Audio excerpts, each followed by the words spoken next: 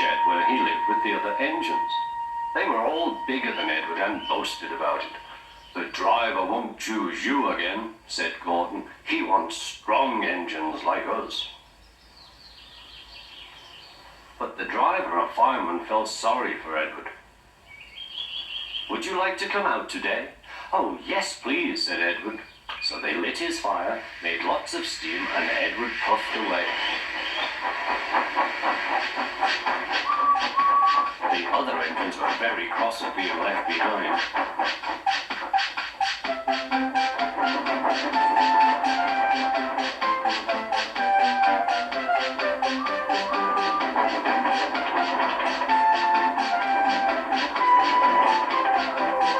Edward worked hard all day.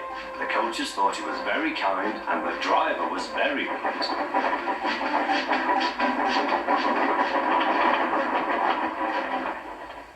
"I'm going out again tomorrow," Edward told the other engines that night. "What do you think of that?" But he didn't hear what they thought, for he was so tired and happy that he fell asleep at once. Next morning, Edward woke up to find nothing had changed. Gordon was still boasting. "You watch me, little Edward, as I rush through with the express. That will be a splendid sight for you. Goodbye, little Edward. Look out for me this afternoon."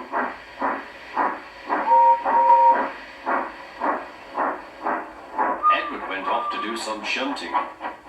He liked shunting. It was fun playing with freight cars.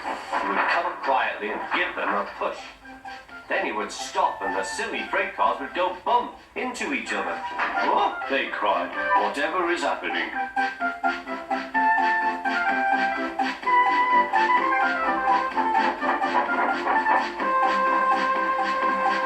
Edward played till there were no more freight cars. Then he stopped to rest. Presently he heard a whistle. Gordon was very cross. Instead of nice shining coaches, he was pulling a very dirty freight train. "A freight train, a freight train, a freight train," he grumbled. "The shame of it, the shame of it, oh, the shame of it." Edward laughed and went to find some more freight cars. Then there was trouble.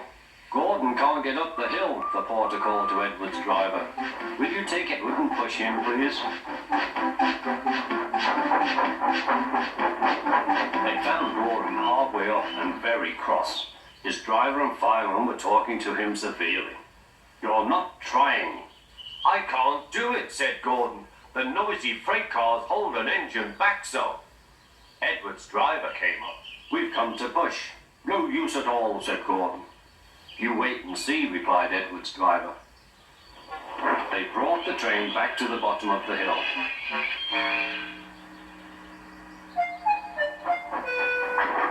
"I'm ready," said Edward. "No good," grumbled Gordon. They pulled and pushed as hard as they could.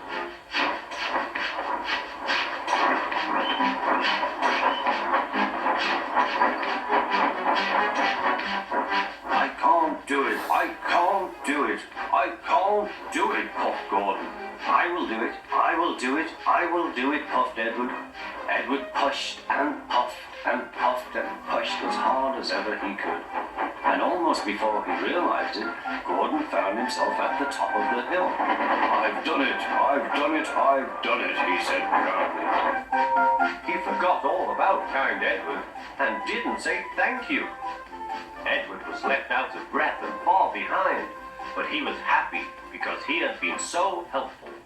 At the next station, he found that the driver and fireman were very pleased with him. The fireman gave him a nice long drink, and the driver said, "I'll get out my paint tomorrow and give you a beautiful coat of blue with red stripes. Then you'll be the smartest engine in the shed."